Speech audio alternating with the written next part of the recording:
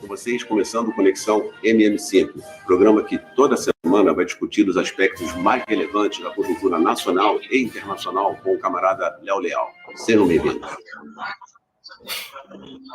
Boa noite, camaradas. Sou Márcio Gabriel, mais uma vez apresentando aqui o Conexão MM5, com o camarada Léo Leal. Boa noite, Léo.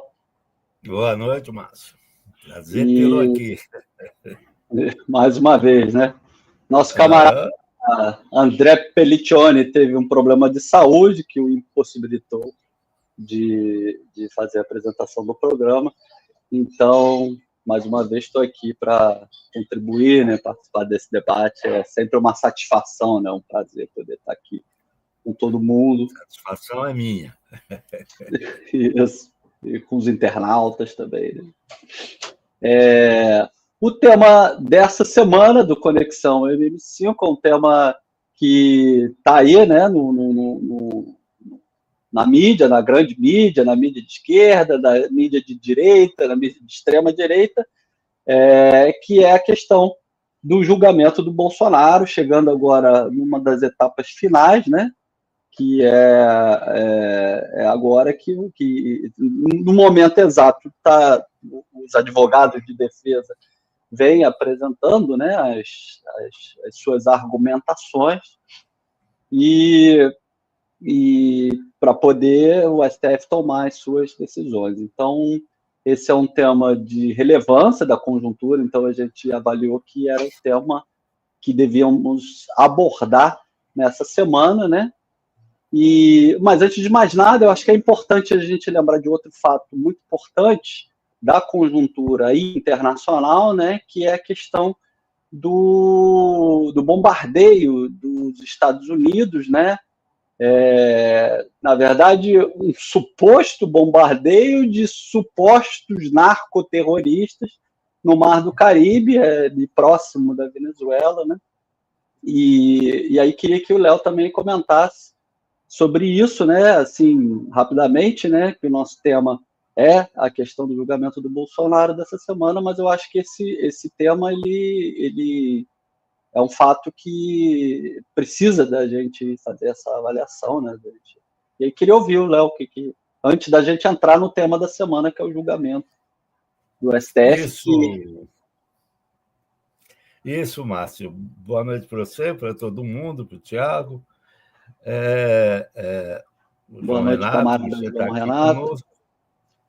É realmente bem lembrado, mesmo que a gente vá centrar a discussão hoje, o eixo da discussão, a questão nacional, mas realmente essa questão internacional, mesmo que a gente tenha já em 2 programas tratado, eu acho que os fundamentos gerais, os porquês e os comos das coisas já estão postos. Eu convido aqueles que nos acompanham a ir consultar as 2 conexões anteriores que a gente trata da questão da Venezuela. Mas o que há de recente, é isso que o Márcio colocou, é que apareceu uma imagem aí que ninguém sabe direito.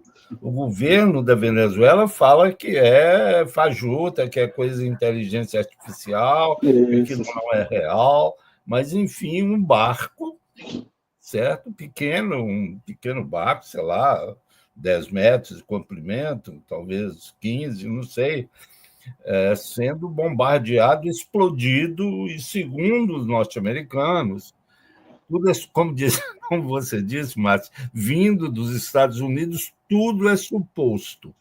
Na realidade, é um suposto carregamento de drogas, né? E que foi bombardeado pelos navios norte-americanos, que já são 8, parece que estão lá nas costas da Venezuela, no Caribe. Sim. Sem contar o submarino, né? E os aviões que fazem raids ali, por aí, bem, com aquela ameaça que nós já discutimos aqui. Mas, enfim, na realidade, certo? Se alguém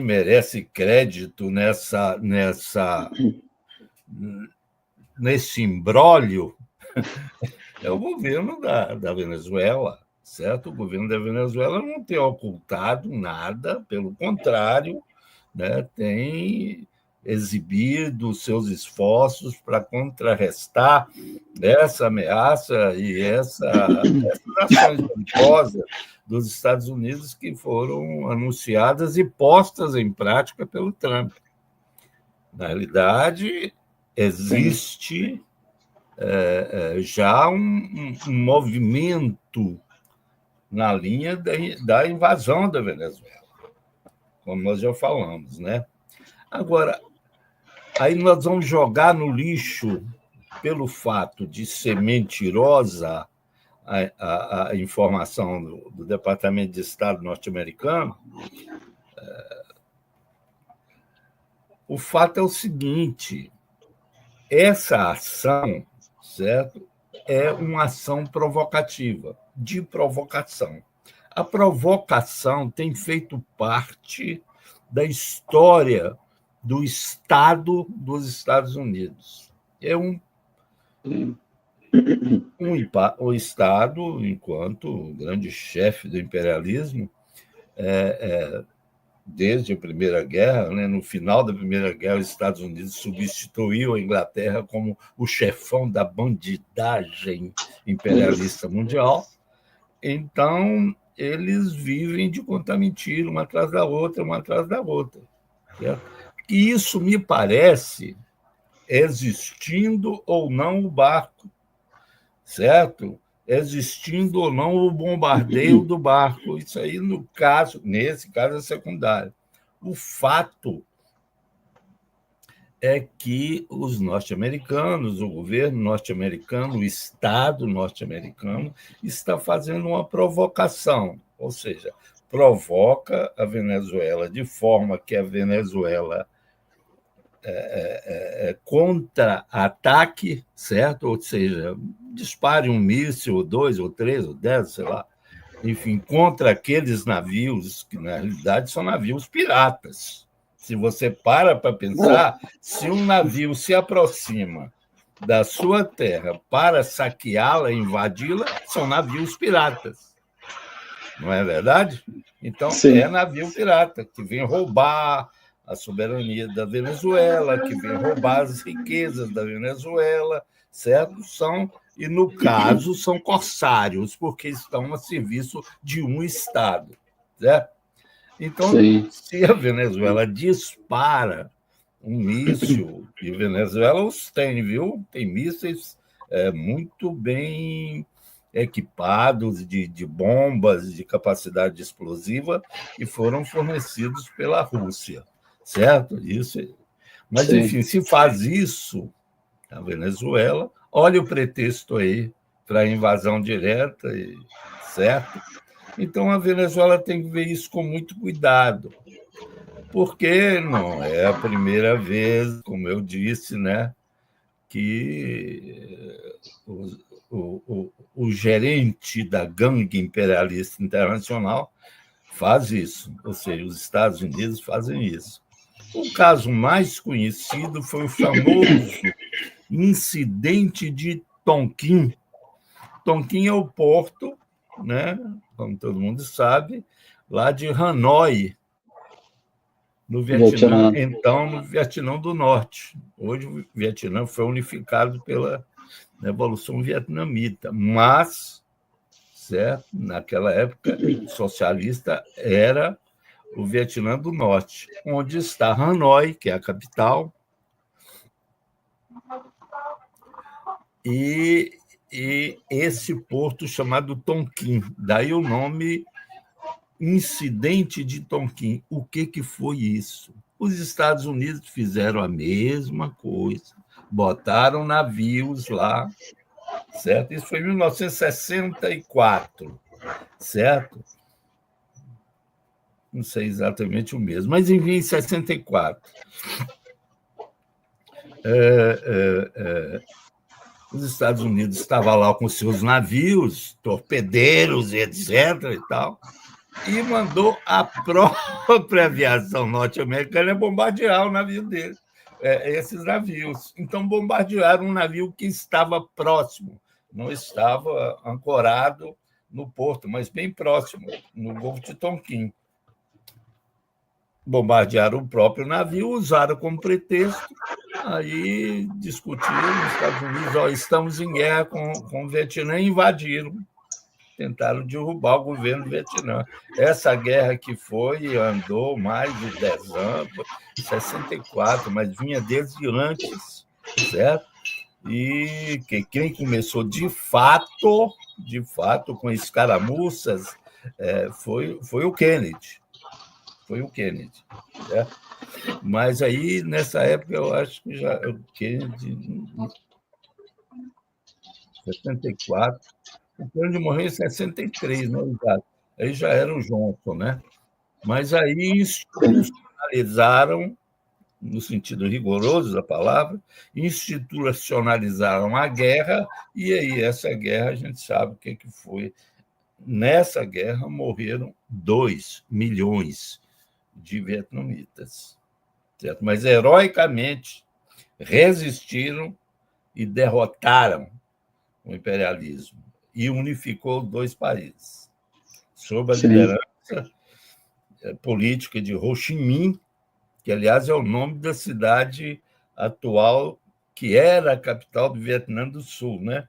Chama agora Ho Chi Minh, em homenagem ao grande liderança política socialista, comunista, marxista Ho Chi Minh. E unificou Sul, unificaram os 2 países, e agora é só Vietnã. Não tem mais do norte ou do sul. Desde a vitória 76. Acho que consagrou a vitória foi 76, bem, ainda no governo Ford. As guerras, a guerra e os desastres sofridos pelo exército americano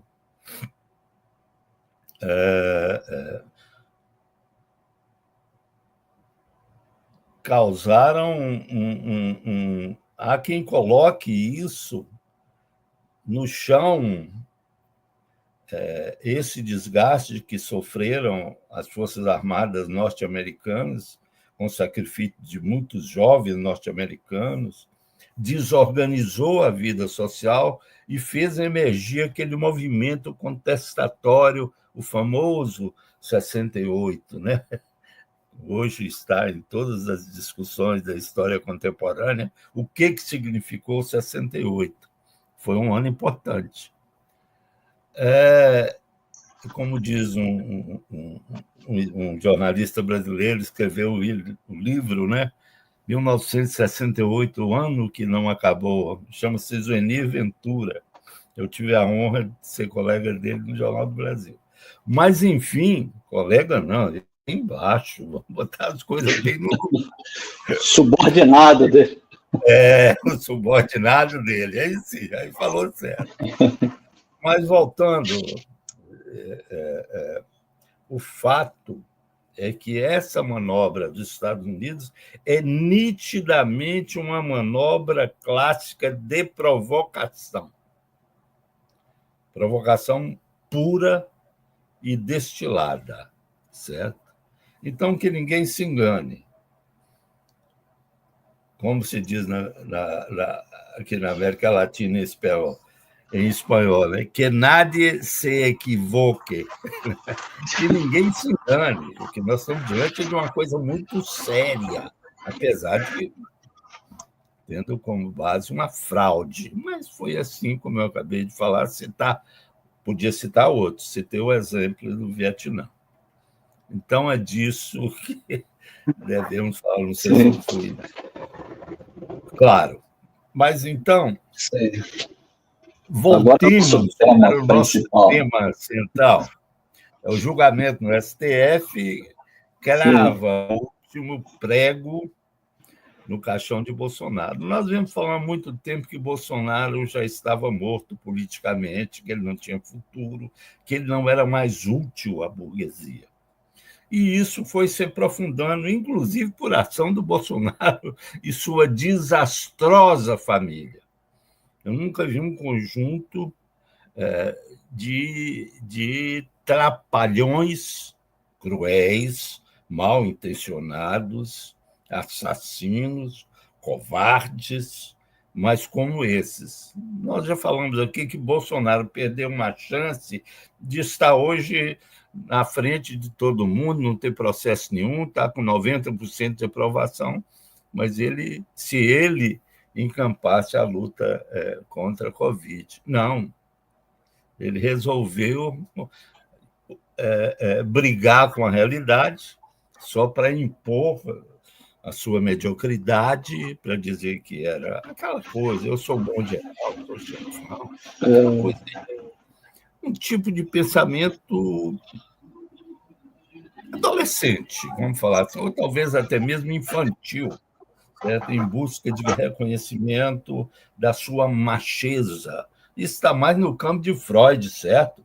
Do que no campo... O caso do Bolsonaro é um caso psicopatológico, como gostava de dizer um velho camarada nosso, chamado Dalton, analisando um burguês, ele falou que era um caso psicopatológico. E o caso essa coisa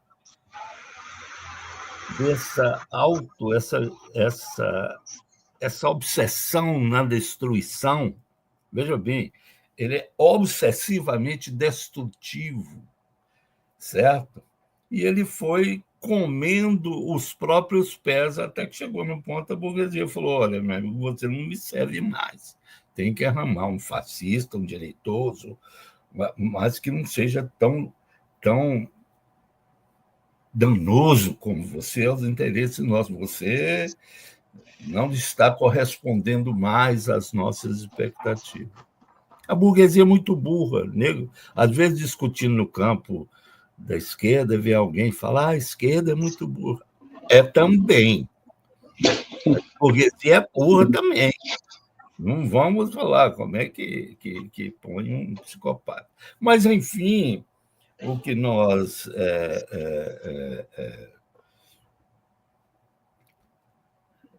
temos visto nesse julgamento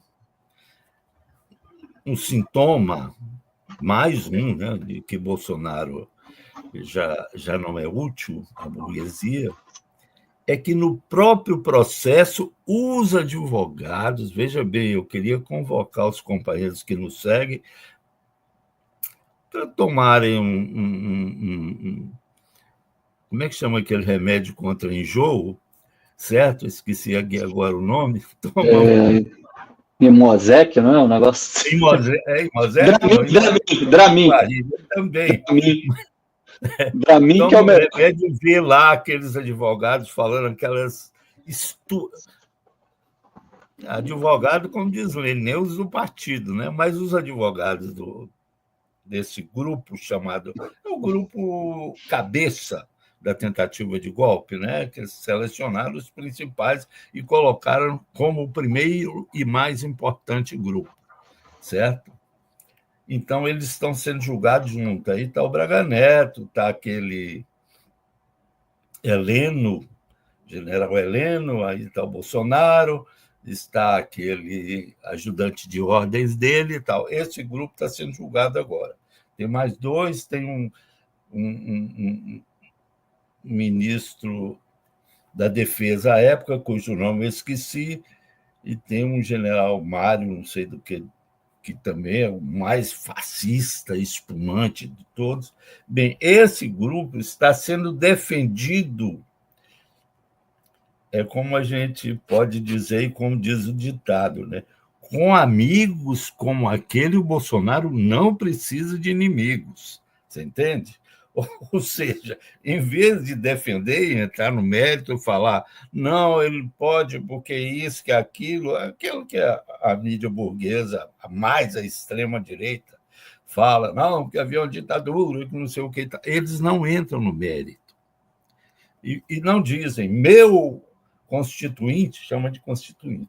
Meu constituinte, falando do Bolsonaro e dos outros, é inocente, ele não fez isso, não há prova suficiente. Mentira. Eles adotam a linha que se chama em direito de protelatória, ou seja, enrolação, certo? Para tumultuar o processo e não sair julgamento, certo? Só que o julgamento, o processo foi montado de uma maneira super rigorosa, né? Não só pelo Xandão, como também pelo Gonê, certo? Então, eles ficam pendurados em imprecisões que sempre vão haver, em qualquer caso de crime, sempre vai haver imprecisões. Eles ficam pendurados em precisões, não porque o prazo isso é tal, não porque não foi dado o direito de defesa, não porque a testemunha não tinha qualificação, não porque não foi informado no tempo certo, não porque os autos não foram colocados à disposição, ou seja, argumentações tipicamente protelatórias que não entram no mérito da questão.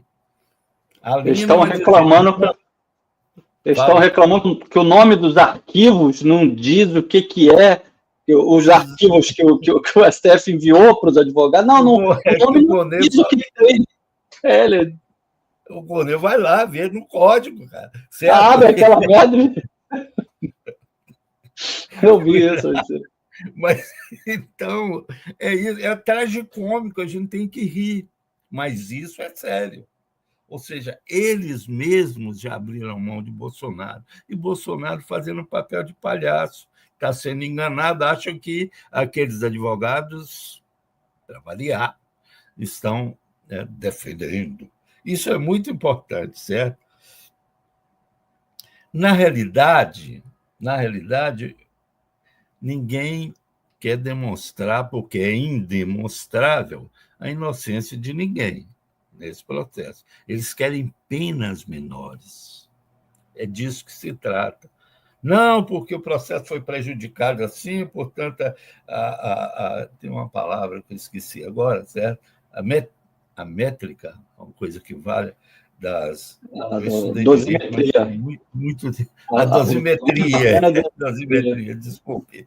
A dosimetria não pode ser essa, porque houve isso e aquilo, enfim, de conseguir, porque é mais do que claro, o Bolsonaro, rigorosamente, se o país fosse um país sério, que não é, vamos deixar bem claro, não é um país sério, ele tinha que estar preso com provas fartas de sobra para a prisão dele, certo? Começar com aquela... No início dos anos 70, meados dos anos 70, ele foi afastado do Exército, aquela história que ele queria explodir quartéis e etc. e tal, porque era contra a abertura. Na verdade, Bolsonaro já tinha que estar preso há muito tempo. Assim. Ele sempre defendeu crimes, né? Que é extermínio, justiçamento, não justiçamento de quem merece, né? Tortura, ele defendeu tortura publicamente e torturadores. Defendeu que os crimes da ditadura só podia ser feita se 30 mil militantes, em geral, da esquerda fossem fuzilados. Ele falou isso com todas as letras. E falou também com todas as letras quando voltou pelo impeachment da Dilma, certo? O afastamento da Dilma, ele dedicou seu voto ao maior torturador que o Brasil já conheceu. Sim. Que foi o Ustra, né? Coronel Brilhante Ustra. Certo? Aquele canal. Tem até uma camiseta dele, que ele usa uma camiseta com Ustra. Ustra vive, quando me falha. É uma coisa terrível. Então, vamos deixar claro que ele já não serve para a burguesia. Na realidade, para falar a verdade, é um ciclo de quase 60 anos que esse homem pelo menos 55, lembra? Que esse homem vem plantando sementes fascistas no Brasil. Agora vamos, como dizia o ditado, dar a César o que é de César. Ele contribuiu de maneira decisiva e importante para a transformação do Brasil. Quer dizer, ele foi um agente, as condições objetivas foram dadas, mas ele foi como um dos catalisadores para ocorrer essa transformação da realidade sociopolítica e ideológica do Brasil em um fascismo estrutural. Como nós já discutimos aqui várias vezes, o país é um país estruturalmente fascista. E já explicamos por quê, a natureza das Forças Armadas, a natureza da classe média, e etc. E tal. Tem um colega do meu trabalho que diz que o Bolsonaro, usar uma expressão um pouco forte, é a ejaculação precoce da extrema-direita brasileira. Seja, ele é meio atrapalhado mesmo. Cometida e... É uma coisa, mas é burro, né? Não impede, veja bem, não impede que uma pessoa muito esperta, nada impede que seja burra. Aliás, a maioria, a enorme maioria dos espertos, do malandro, etc., é burra. Eles só são espertos porque são burros. Essa é a lógica. Mas, então, eu acho que o fascismo no Brasil já pode erguer uma estátua à memória de Bolsonaro, certo? À memória de Bolsonaro. Só a memória, certo? Porque o ciclo realmente se encerrou. Mas Bolsonaro contribuiu de forma aguda e ativa, né, para a consolidação e institucionalização do fascismo, ou seja, para a penetração do fascismo nas instituições brasileiras. E eu não digo só na instituição política e militar, mas nas instituições que, somadas, formam a sociedade capitalista brasileira, ele teve essa atuação que tem que ser reconhecida, certo? Que ninguém lhe tire esse método, certo? Que ninguém lhe tire esse mérito. Mérito para essa homenagem à morte, à tortura, à crueldade, tudo que possa estar associado ao fascismo, né? Essa aqui é a verdade. Bem, mas ele deixou uma herança. Misael Rocha, boa noite. Ele deixou uma herança. Certo? Podemos dizer, sinteticamente, que morre politicamente o Bolsonaro, mas não morre o bolsonarismo. Certo? Porque o bolsonarismo é um outro nome que tem esse fascismo estrutural hoje. Certo? Sim. Eu não sei, Márcio, você acha... Talvez fosse exagerado a gente repetir o que seria esse fascismo estrutural rapidamente, ou você acha que isso já está devidamente... Eu acho que é importante, porque esse é um tema que pouca gente se atenta, né? E eu acho que eu acho importante a gente sempre reforçar isso. O que eu quero dizer é que na vida sociopolítica do Brasil, na vida comunitária, na vida política, nas instituições políticas estatais, portanto, e nas instituições civis, prevalece, ora de forma mais clara, ora de forma menos clara, o fascismo estrutural, certo? Que é, em primeiro lugar, essa obsessão pela autoridade, certo? Esse infantilismo em torno de símbolos, porque minha pátria, minha camisa vermelha, etc. A vermelha, minha camisa amarela da seleção, e etc. e tal, certo? E, mais do que isso, a aspiração a governos ditatoriais, a um Estado ditatorial, isso no campo político, no campo ideológico, o desprezo para com o outro, certo? O desconhecimento do outro, certo? E isso se espelha nas instituições. Você tem no Brasil umas forças armadas que são irrecuperavelmente fascistas. São homens, e a gente está vendo nesse julgamento, são homens completamente analfabetos, grosseiros, rudes, certo? Covardes, mentirosos, certo? Mesquinhos, certo? Essas são as Forças Armadas. Por oportunismo, quando alguns mais espertos percebem que a coisa pode não dar certo, eles recuam, certo? E, não, somos democratas e tal, como nós vimos na tentativa de golpe. Aqueles que não foram, você acha que eles têm uma consciência humanística? Não, é porque eles viram que era mais uma daquelas roubadas que Bolsonaro arruma, certo? Não vai dar certo isso. Certo? Aí eles saíram fora. Não merecem a mínima confiança.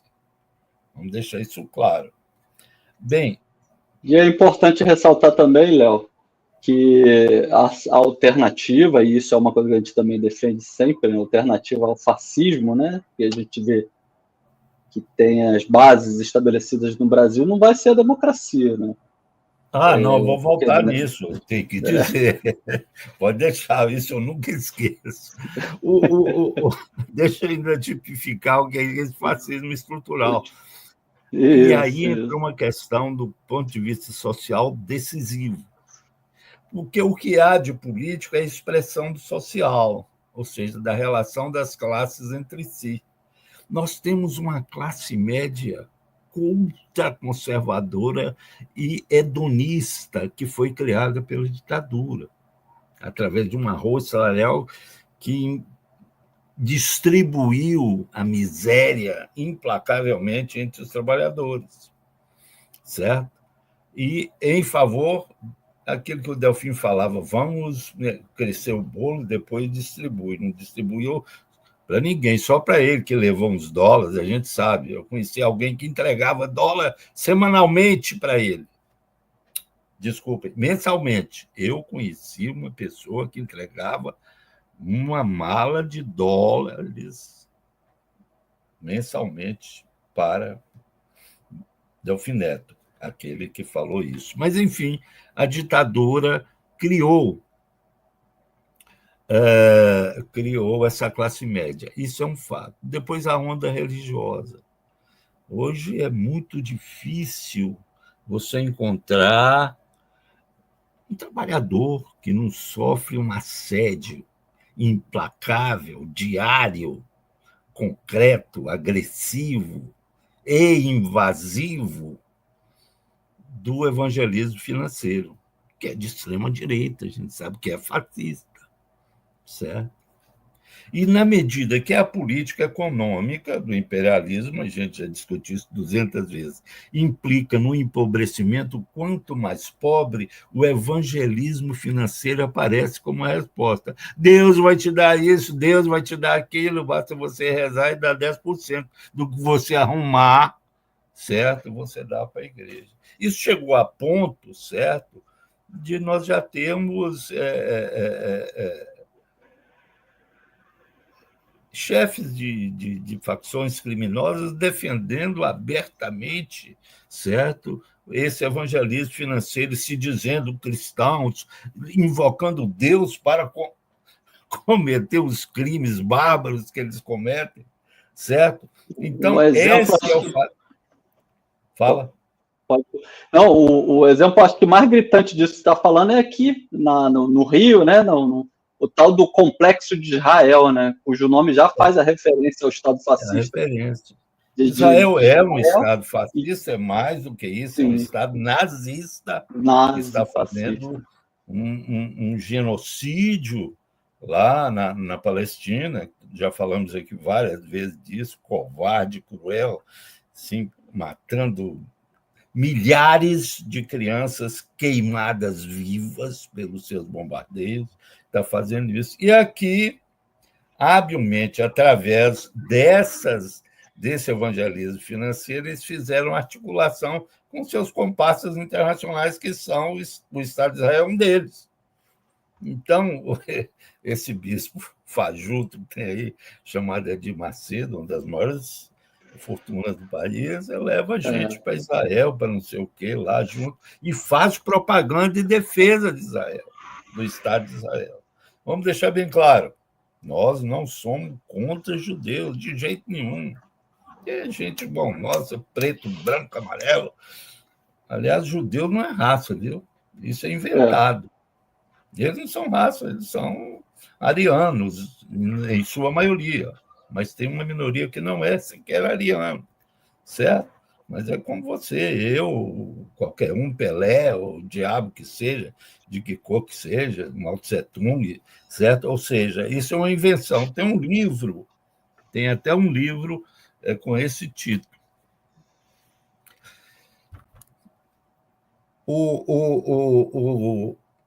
Então, eu não sei se ficou clara a questão do fascismo estrutural, mas, de fato, é isso, certo?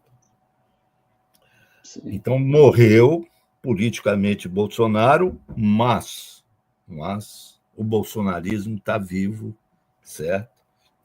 E muito bem cultivado. A mídia, então, é uma coisa assustadora. Fascista, tem um programa aí, o Márcio, o nome do programa muito conhecido, como é que chama, que bota as pessoas tudo dentro de uma casa e eles ficam fazendo intriga, cada um engolindo o outro. Tem vários, né? Tem o Big Brother, tem a Casa dos Artistas. Chama Big Brother, é esse o Big mesmo. Brother é uma franquia internacional, né? Aquilo é uma propaganda do individualismo levado às suas últimas consequências, da intriga, da mentira, da baixeza. E muita gente vê essa porcaria, essa podridão, eu não sei se é a maior audiência da Globo hoje, mas se não for, está lá em cima, certo? E isso é toda a indústria cultural, os filmes que passam e que o proletariado vê, é daquele fascista norte-americano, Sylvester Stallone, Schwarzenegger, que é brutamontes e tudo, e tira e mata. Você bota a televisão, é difícil achar um filme que presta. Eu vejo muita televisão, como todo velho, né? Eu não acho um filme que presta, cara. O Thiago está dizendo aqui que o BBB, na verdade, tem um canal que fica 24 horas no ar. A pessoa é uma dose interminável. Então, essa outra coisa que eu não citei do fascismo estrutural é que a história brasileira é uma farsa.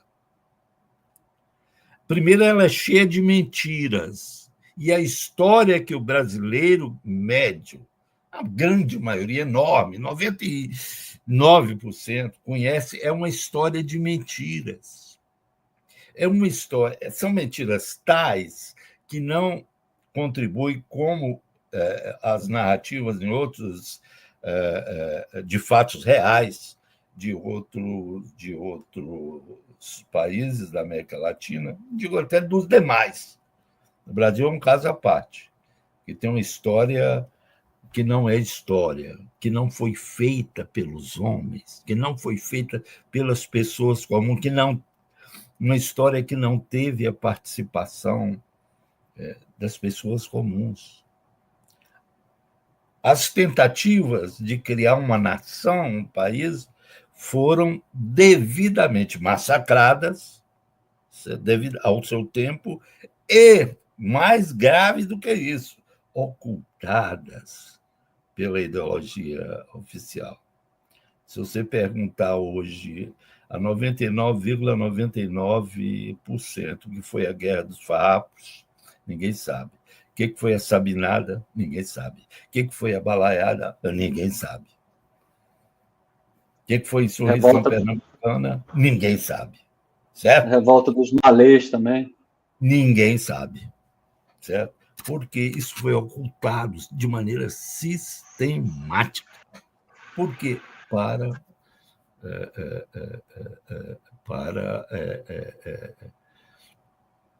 fortalecer a dominação, para consolidar a dominação de classe e continuar explorando. Então, isso é muito importante. Então, o Brasil não tem história. Certo? Se você pegar a América Latina, e eu estou falando todos os países, tem alguns que se destacaram de maneira heróica, como o Uruguai, como Venezuela, certo? E outros, a própria Colômbia, Venezuela, Equador, formava a Nova Granada, né, naquele tempo, antes da independência dos países, certo? Mas você pode pegar qualquer um. Tem história, o povo participou. Certo? Quando você fala em pátria e em nação nesses países, e eu conheço bem 3 deles, certo? É um negócio sério. Hoje você fala no Brasil, é coisa de bebo com camisa de futebol, certo? E que gritando Brasil, Brasil, nem sabe o que é, etc. E tal. É diferente. É por isso que o americano não vai encontrar boa vida lá na Venezuela, não, hein? Se eles acham que vão encontrar boa vida na Venezuela, estão profundamente equivocados. Eles, se entrarem, vão encontrar suas sepulturas na Venezuela. Como diz o hino francês, né? Eles vão fertilizar com seu sangue o solo da Venezuela. Certo? Se tentarem... Bem, fazer previsão, não, mas é em cima de fato. Certo? A Venezuela não é qualquer coisa, tem uma tradição de luta de classe fortíssima e está organizada. Só quem para estudar é que sabe, em todo lugar, qualquer pessoa que você encontra, isso eu falo em 90%, está ligada a alguma organização política ou social. É um país organizado. Certo? Então, por favor, não se equivoquem, como dizem lá, não se equivoquem. Mas, então,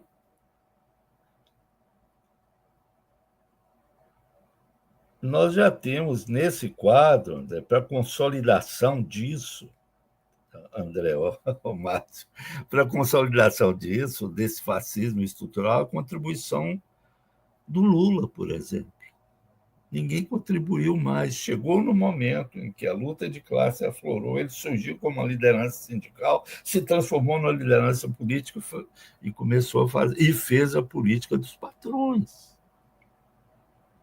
Até hoje faz a política dos patrões. E desarticulou o movimento sindical no Brasil afora. Acabou com o movimento sindical. Transformando tudo numa pelegagem só. Certo? Então, é disso que se trata. Que ninguém também se iluda, já que estamos nessa linha de evitar ilusões, né? Para evitar ilusões, que ninguém se iluda. No Brasil, a polarização não é esquerda-direita, é extrema-direita, bolsonarismo e etc., o fascismo, e direita, que é o Lula no poder. Lula é um homem de direita, que defende a propriedade privada dos bens de produção, que acha que a melhoria de vida dos infelizes trabalhadores explorados e humilhados vai melhorar quando o capitalismo crescer. É aquela visão do século XVIII que nós conhecemos, e que nunca deu certo em lugar nenhum.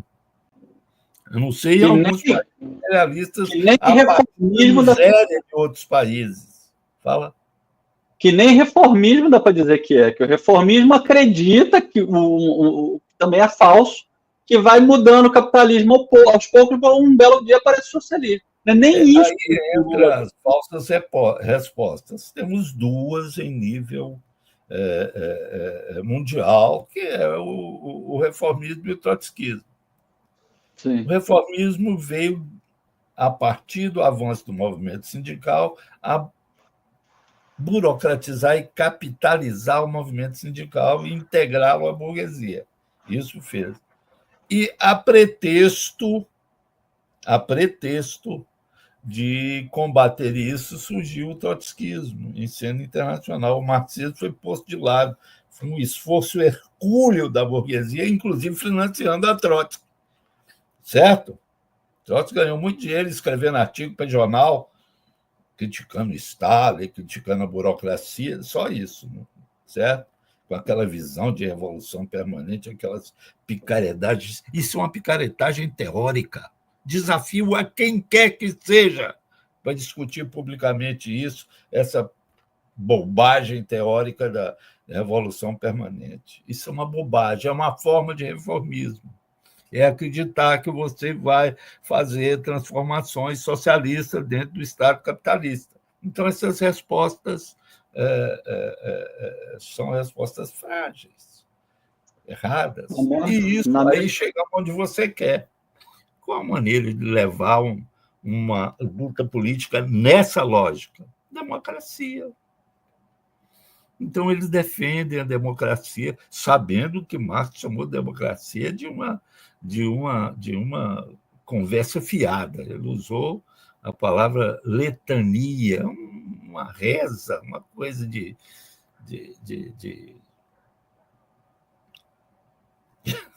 com todo respeito às mulheres, de comadre rezadeira. Certo? É disso que se trata. Então,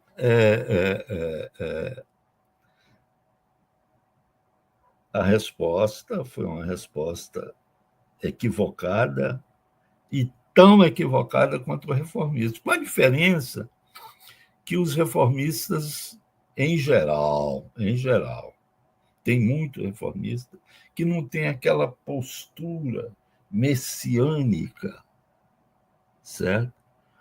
Tem um conceito na psiquiatria chamado complexo de Messias, certo? Que é aquele cara autoritário, que acha que sabe tudo, que ninguém não sabe nada, é que ele vai salvar o mundo, que os outros são merda, que ele tem que oprimir mesmo e tal. São os trotskistas que fazem isso. E daí eles falam tudo que é útil à revolução. Tudo que é útil à revolução é correto, é justo, certo? Então, eles se acham os portadores da revolução indiscutíveis e intocáveis. Então, eles se dão o direito da esperteza, da malandragem, do que quiserem. Os pecados já estão previamente perdoados, certo? Aqueles princípios éticos, certo? Que foram parametrados no Renascimento, certo? Respeito pelo outro, o direito à vida, o direito à felicidade. Isso aí eles jogam para escanteio, que se dane você. Eu é que sei, acabou. Eles são assim. Então, essa é a dificuldade. Qual a saída? O marxismo. Não tem outra saída. Já falamos isso aqui várias vezes. Agora, entrando mais... Então, Lula fez isso. Certo? Passou a mão no movimento operário e jogou no lixo. É disso que se trata. Lula passou a mão no movimento operário e jogou esse movimento no lixo, a favor de suas vaidades, suas vontades, do empreguismo, da malandragem, da esperteza, aquela coisa toda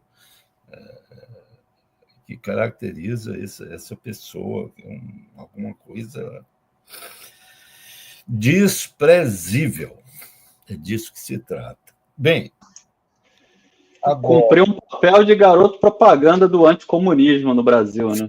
Sim, lógico. É o que o Thiago está falando aqui. Não, é verdade. É verdade. Ele é garoto propaganda do anticomunismo. É um sem vergonha. Bem, a pergunta é isso. Dentro do quadro, o que se pode esperar na evolução dessa conjuntura política partindo da foto do julgamento? O que pode dar? Vamos deixar para trás. Há que se considerar que no horizonte está a PEC da anistia, né? Passa. Eu não duvido que isso passe no Congresso, não.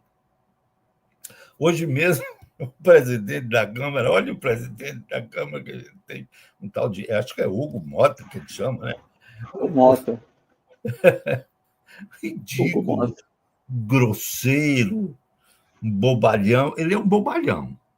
Você tem a diferença do antigo presidente do Lira, que era um espertalhão, malandro, vigarista. Esse é um bobalhão que fica lá igual um otário, certo?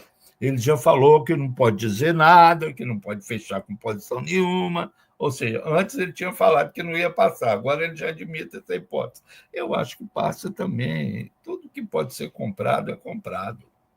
Tudo que pode ser comprado é comprado. Tudo que é comprável é comprado em política. Certo? Esses homens, aqueles deputados, o Centrão não tem alma. São bestas, certo? São coisas repugnantes até. Por que eles não são comprados? Qual o problema? Dinheiro eles têm, certo? Agora, passa no Supremo, se o Supremo decreta a inconstitucionalidade, que cabe ao Supremo julgar isso, a inconstitucionalidade, que é o que vai acontecer, que deve acontecer se passar. Restaria a hipótese de a extrema-direita dar um golpe. Mas por que não deu antes? Eles tentaram. Veja bem, por que não vai ter golpe? Eles tentaram dar o golpe e falhou. O golpe deles. O que está sendo julgado, enfim, é a tentativa de golpe. E que ninguém se esqueça que uma tentativa de golpe já é o golpe em andamento. Vamos deixar isso claro? Porque tem gente que diga, não, foi só preparação, não foi tentativa de golpe. Eles não estão sendo julgados pelo golpe, porque se eles tivessem dado o golpe, era capaz de nós todos estivéssemos mortos ou presos, ou não, sei lá para onde. Certo? Eles estão sendo julgados pela tentativa de destruição do Estado de Direito. Estado de Direito, a gente sabe que é um Estado democrático de direito, né? Que é uma expressão pornográfica. Né? Nós, enquanto marxistas, defendemos o Estado socialista de direito em direção à extinção do Estado. Para nós, o Estado socialista de direito que nós defendemos não é uma categoria platônica ou kantiana, aquela coisa que fica lá existente pelos séculos e séculos, amém. Não. Nós defendemos a extinção do Estado, mas através de um período da ditadura do proletariado que nós chamamos socialismo. O nosso socialismo é esse. Certo? Deixando isso claro. Portanto, eles tentaram dar o golpe, sim. Não tem nada mais claro do que aquilo. A documentação é fartíssima. E não conseguiram. Por que vão dar agora? Quando a situação já está pior, que eles estão desmoralizados, que eles se apresentam numa postura de mendicância, coitadinhos, os advogados lambendo as botas dos ministros, é uma coisa tragicômica. Não sei se você já viu, tem um deles que falou que o Fux é bonito, cara. Olha se pode. Eu vi isso hoje. Você viu? Eu achei até que era piada, mas não. Não! O senhor é atraente. Cara, qual é a sua? Onde é que você está? Você está achando que está num bordel qualquer? Ou que, pelo amor de Deus. Certo? E o Bolsonaro lá passando mal, se passa em casa. Tá tranquilo. Eu não sei se ele vai ser obrigado a ir. Então, esse golpe de Estado é inviável.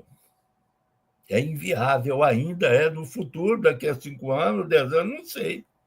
Mas agora esse golpe de Estado é inviável porque já provou, não é uma hipótese que eu estou levantando, uma coisa assim, não, nós já tentaram no dia 8 de janeiro. certo? Eu acho que tem uma coisa que é importante de se abordar também, a gente já está quase uma hora de programa, só para acelerar, que é essa coisa do Trump, né, da taxação, que ele já falou que não vai discutir com os empresários e que a solução da taxação é política, não econômica. Então, acho que é importante você colocar, não sei se já está aí na sua anotação, mas é uma coisa que eu acho que o tema de hoje, eu acho que pede, exige.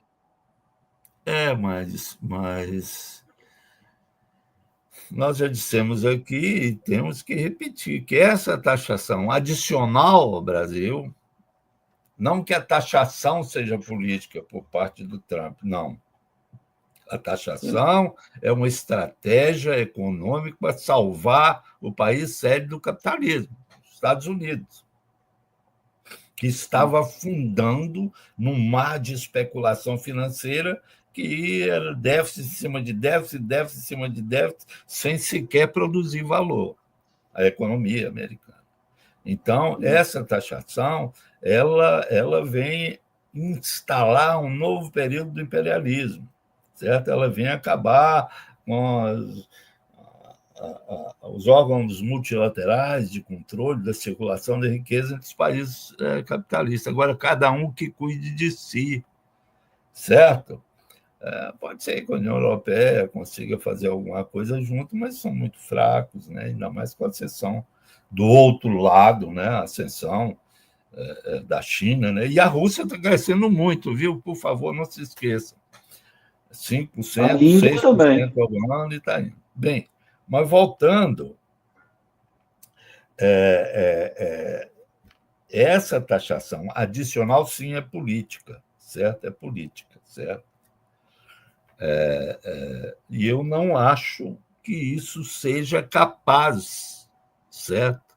Seja capaz, veja bem como é que é complicado, seja capaz de restituir ao Bolsonaro, ao fascismo, o lugar que eles tinham e ao qual eles aspiram, porque a própria burguesia instalada no país, o capital pode ser americano, pode ser francês ou inglês, mas a burguesia, os capitais instalados no Brasil e seus representantes já não querem o Bolsonaro.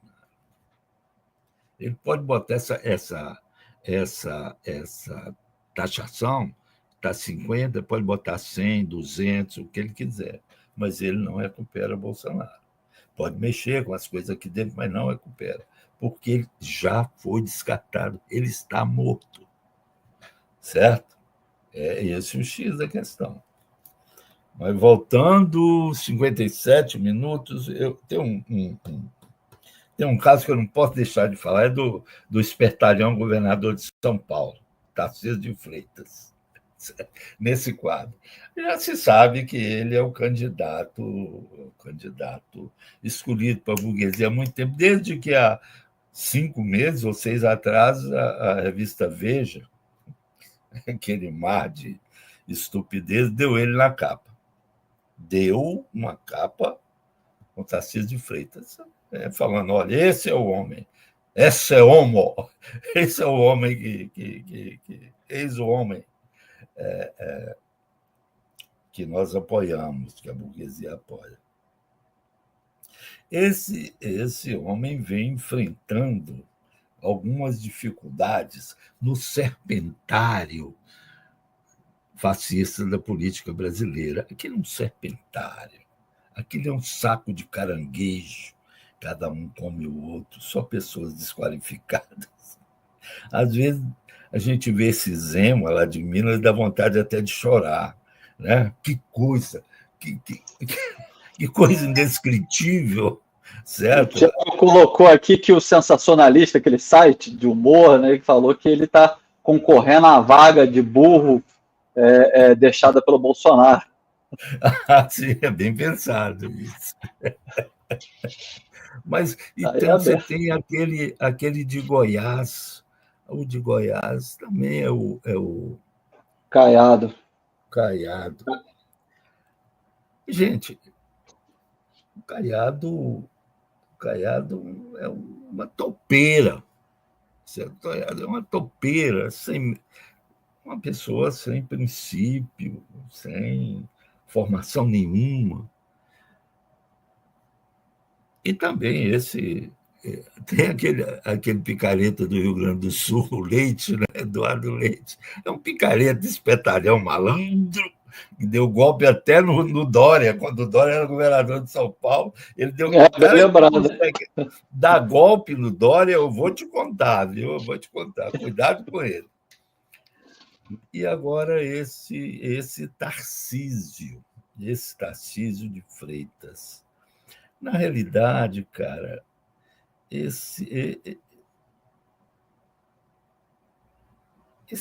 grupo aí, esse conjunto de pessoas aqui citadas, que nós citamos, é uma coisa meio que jamais, em momento algum da vida de cada um deles, que seja 1 minuto, eu quero só 1 minuto, que eles tenham pensado no bem-estar dos trabalhadores, que o bem-estar dos trabalhadores tenha orientado qualquer política que eles fizeram.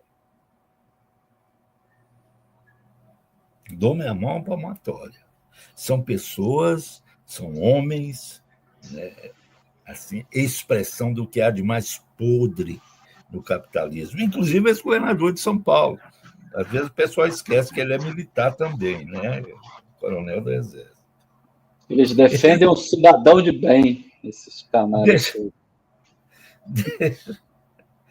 Deixa eu lembrar uma coisa aqui para encerrar o programa, que é tragicômica também. Esse homem, veja bem, ele é um espertalhão. Olha o que ele fez. Ele falou: se eu for eleito presidente, eu vou conceder indulto a Bolsonaro. Mas você olha que manobrista desgraçado. Esse cara venceria do Capablanca no xadrez.